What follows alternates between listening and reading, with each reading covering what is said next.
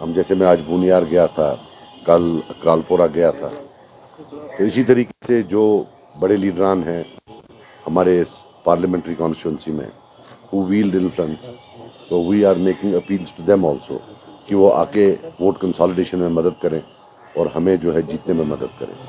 तो इस ज़मन में आज ये डिस्ट्रिक्ट बडगाम में हकीम यासीन साहब हैं, मैं आपके माध्यम से उनको अपील करना चाहता हूं कि उनको भी पीपल्स कॉन्फ्रेंस का support north Kashmir parliamentary seat में करना चाहिए। इसी तरीके से मैं नज़ीर खान साहब को भी अपील करता हूं कि वो भी जो है हमारे हाथ मजबूत करें और हमें जो है वहाँ उस डिस्ट्रिक्ट में सपोर्ट करें। मुझे पूरा यकीन है कि इंशाल्लाह इनका सपोर्ट अगर हमें मिलता है तो इंशाल्लाह वहाँ से भी जो है हमारी पार्टी फिर बहुत ही अच्छा परफॉर्मेंस दे सकती है। सज्जाद साहब, सबसे पहला सवाल ये है कि नेशनल कॉन्फ्रेंस को शिवसेना का सपोर्ट हासिल हुआ है और मार्केट में कल बीजेपी के एक लीडर ने कहा कि ये हमारे अलाई रहे हैं पास में, तो एप्रीहेंशंस हैं आपको कि असेंबली इलेक्शन में नेशनल कॉन्फ्रेंस और बीजेपी क्या हाथ मिला सकती है? देखिए, इलेक्शंस में बीजेपी का कोई अलाई नहीं होता है। जितने भी अलाइज बीजेपी के आए हैं वो इलेक्शन के बाद आए। जैसे 1996 के इलेक्शन में National Conference was not in alliance with BJP, but after they won they went and sat with them. First he was the commerce minister and then the finance minister. जो दूसरा अलायंस हुआ जिसमें मैं भी आया, जिसमें मैं एक मिनिस्टर था, वो भी इलेक्शन के the election was fought to keep the BJP away. But 2014 में then they formed a government with PDP.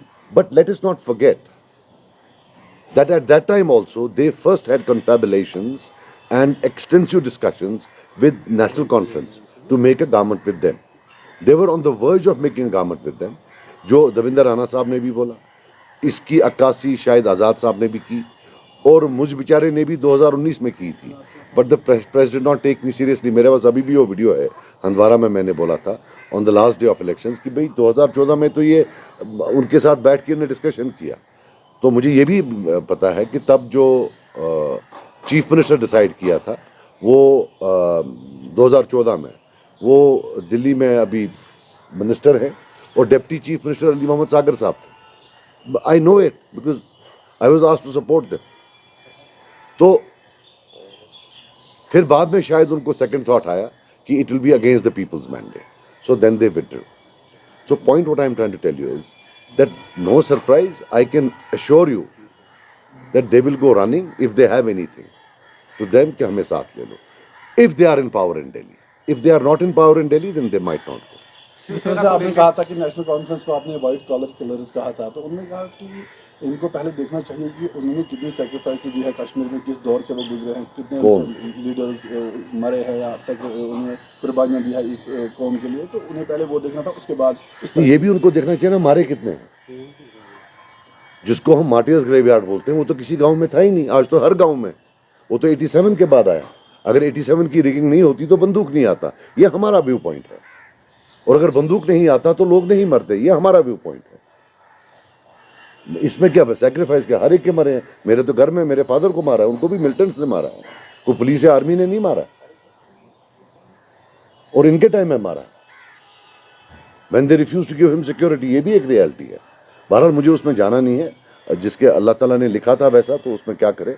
लेकिन टू से कि भाई वाइट कॉलर किलर नहीं है ना, और कैसे होते हैं, दिस इज अ रियलिटी। इसमें क्या है, अब government of India because of its own strategic reasons, in the interest of the जो क्या कहते हैं नेशनल इंटरेस्ट में, they don't want to dig the past, so they are, इसलिए इनको एक फ्री रन मिल रहा है, कोई बोलता ही नहीं। अदरवाइज आप मुझे बताएं, इतनी कब्रें हैं, इतनी ग्रेव्स हैं, and not a single question till date answered कि ये शुरू कैसे हुआ, आया कैसे, क्यों हुआ, नथिंग एट ऑल। यहाँ तो अगर छोटा केस होता है वो तो 10 फोन करता है दिन में SHO साहब की, आओ भाई हाजिरी मारो। इनको तो किसी ने हाजिरी मरवाई नहीं। सर, ये टूरिस्ट कह के आपने परेशान किया है नेशनल कॉन्फ्रेंस को, तो इसके पीछे वजह क्या है? टूरिस्ट आप कहते हैं उमर अब्दुल्ला को। यार देखो, I will tell you something, there is a reality. मतलब मैं ये नहीं बोल रहा हूँ like in the context of Kashmir वो हो गया एक, और in the context of north Kashmir is largely rural. गांव के लोग हैं, सिंपल सीधे साधे लोग हैं, ये बेचारा क्या करेगा उनमें? He is a tourist for them. आप इनको छोड़िए वहां, trust me, they will treat him like a tourist. Even in the context of tourism of Kashmir, he was always an alien creature. But the reality is that, you know, everybody had to conspire together to put him there. In 1996, he has entered politics. What elections were fought in 1996?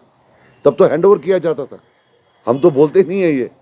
तब तो handover कौन सा, 96 में कौन vote डालने आया? इनको तो प्लेट पर दिया है सारा। ये जो घूमते फिरते रहते हैं, वो भी एजेंट, ये भी एजेंट। 75 में प्लेट पर, 75 क्या था? What was 75? 75 was a surrender and an endorsement of all the erosions that took place from 53 to 75. Sheikh साहब को बोला आप प्राइम मिनिस्टर थे, चलो आप चीफ मिनिस्टर बनो। एक इरोजन बताओ जो उनने वापस लिया हो, या उसके बाद तब इन्होंने बोला, आप सुनिए, 75 में इन्होंने बोला, इनकी नई पॉलिटिक्स थी, जो इरोजन्स हैं अब हम वो ठीक करेंगे। एक इरोजन उन्हें ठीक नहीं किया, दे एडिड टू इरोजन्स, और फाइनली 370 ही चला गया। 75 में प्लेट पर एक भी एमएलए नहीं था। 8th wonder of the world कि उनको लाया, सोनम नरबू साहब को लाया, डीडी ठाकुर साहब को लाया, सबको बोला इनके पीछे लग जाओ। और जब ये थे दिल्ली के सपोर्ट में, तब भी ये बाकियों को दिल्ली का एजेंट बोलते थे। So this is not something new.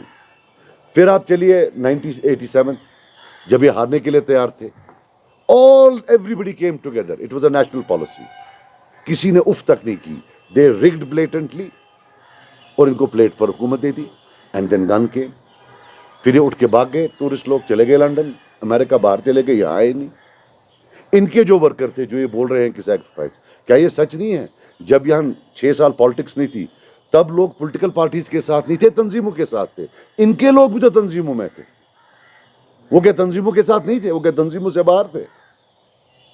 फिर उसके बाद आया 96, कौन निकला उस दिन वोट डालने? वोट तो खुद पड़े, अपार्ट फ्रॉम एक उड़ी में वोट पड़े, करना में वोट पड़े, और शायद गुरेज में, बाकी तो वोट ही नहीं पड़े कहीं। 80%, 70% जितना वो शाम को डाल सके, वो तब वो वाले पेपर वोट्स होते थे। So 3 times they have been given government on a platter. जितना फेवर इनको हुआ है मेरा भाई, इतना तो किसी को हुआ ही नहीं। But then they have this habit कि उसको भी, इसको भी, तो ऐसा थोड़ी, मतलब ये सारा। और आपको मैं एक और बात बता दूं, मैं 2.5 साल मिनिस्टर रहा हूं। I still have a space, I could say I am a change maker. पर जो लोग पिछले 40 साल हुकूमत कर रहे हैं, they should seek votes on the basis of their performance for 40 years। They can't seek votes कि सजाद लोन खराब है, फलां आदमी खराब है। भाई वो खराब है तो आप अपनी अच्छाई तो बोलो, आपने 40 साल क्या किया। So that's something which they should answer. Performance तब क्वेश्चन करते जब होती। You are talking of lack of performance. आप जाइए वहां, आप रिकॉर्ड करिए, आरटीआई डालिए। अच्छा एक चीज बताइए, यहाँ इतना रोना रोते हैं ना कश्मीरियों के सामने, वर्ड आर्टिकल 370 कितनी बार अटर हुआ है थ्रू देयर माउथ्स? जरा आरटीआई करिए। इंटरनल ऑटोनॉमी वर्ड कितनी बार अटर हुआ है फ्रॉम देयर माउथ्स? जरा आरटीआई करिए। They have hardly mentioned it. Put an RTI that how many times have they used the word 370, 35A, internal autonomy, 53 की position? I don't think they ever talked about it. ये जितना ये threatening करते हैं article 3, तो यहाँ हमको जो बयानों में, प्रेस बयानों में, जो कॉन्स्टिट्यूशनल प्लेटफॉर्म है पार्लियामेंट, वहाँ तो ये बात ही नहीं करते। they never talk about it. मैं तो बोल रहा हूँ ना, आप आरटीआई करिए और देखिए कितनी बार ये वर्ड यूज हुआ है वहाँ। इनके मतलब how many times have they used this word? They never used this word. National Conference was blaming you and some other parties as ANP and C team and proxies of BJP. But since now, from last few days, when Mehbooba is campaigning in the frontier parts of this Anantnag and Rajouri, Umar has started blaming Mehbooba is getting support from BJP. So how do you react on this? मुझे लगता है अगर कांग्रेस के साथ इनका गड़बड़ हुआ तो अब ई टीम बोलेंगे अब कांग्रेस है बीजेपी की। मैं आपको बात बताऊं, just listen to me. In 1996 or 97, when they were in alliance with the BJP, when Umar Abdullah was a minister, foreign minister, do you know Sheikh Nazir Sahib used to issue statements कि BJP is a communal party? चित भी मेरी, पट भी मेरी। Foreign minister भी मेरा होगा बीजेपी गवर्नमेंट में, और अगर बीजेपी को गाली देनी होगी कि कम्युनल, वो भी मैं ही दूंगा। It is now a joke. अब मैं आपको बोलता हूं, आप मुझे बताएं, आप क्यों नहीं, हिंदुस्तान में किसको छोड़ा अरेस्ट करने के बगैर? आप लीगली किसी वकील से पूछिए, इज फारूक अब्दुल्ला साहब out of jail by virtue of law और at the pleasure of BJP? It the onus is on BJP now and Farooq Abdullah साहब to explain why he is not inside, why he is outside. Law does not permit him to be outside. फिर दूसरा जेके bank का case है। I don't know at what stage that is, but we all know there is a JK bank case जिसमें बेटा involve है। No action taken. हमको तो दिन में 10-10 अभी भी पुराने केसों में रोज बुलाते हैं कि भाई तुमने वो बोला था, तुमने ये बोला था। इनको तो कोई बुलाता ही नहीं है।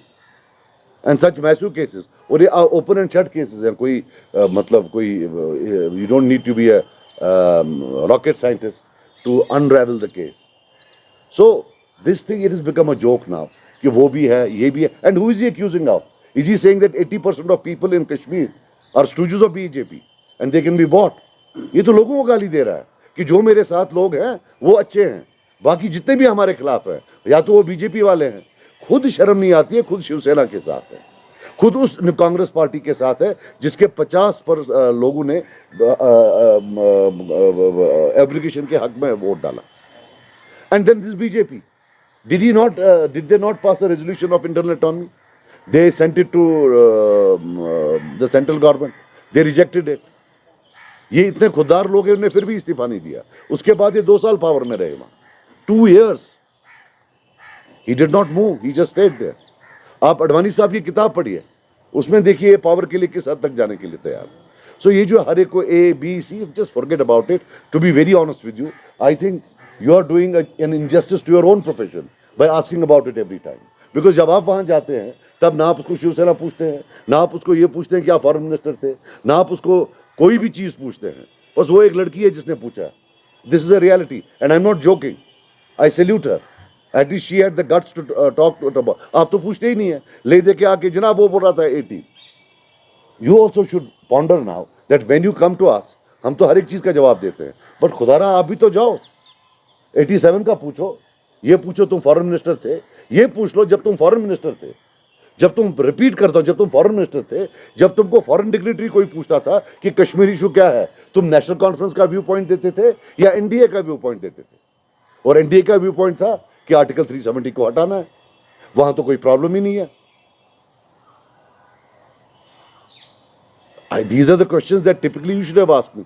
2.5 साल हमने हुकूमत की है, कोई दिन नहीं सब 50-50 सवाल पूछते हो। उनने 40 साल की है, तो वहां तो आप सवाल ही नहीं पूछते हो।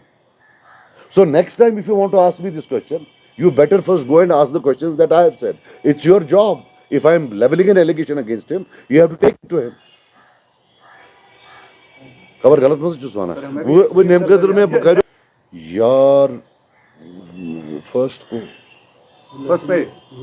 या थर्ड, इधर फर्स्ट और थर्ड।